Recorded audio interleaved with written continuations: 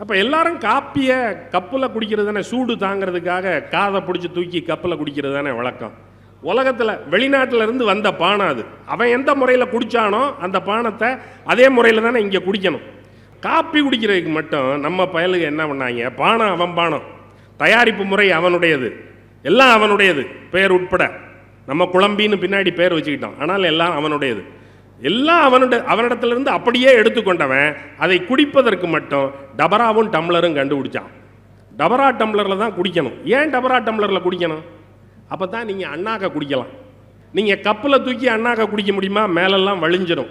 அதனால் டபரா டம்ளரில் தூக்கி குடிக்கணும். சுடுமே அப்படின்னா அதை ஆற்றிக்கிறதுக்கு தான் கீழே இருக்கிற டபரா, அதில் ஆற்றி தூக்கி குடி, வாய்ப்படாமல் குடி, எச்சி படக்கூடாது அப்படிங்கிறது தான். அப்போ இந்த தீட்டு என்கிற கருதுகோள் அந்நியனுடைய பண்பாட்டு பதார்த்தம். அந்நியனுடைய பண்பாட்டு பதார்த்தம் இங்கே புழங்கும். ஆனால் அது இங்கே புழங்கும் போது கூட அந்த தீட்டு என்கிற கருத்தியல் அதற்குள் செருகப்படும். எங்கேயாவது டீயை டபரா டம்ளரில் கொடுக்குறானா? வாய் வச்சு குடிங்கன்னு கிளாஸில் தானே ஊற்றி கொடுக்குறான்.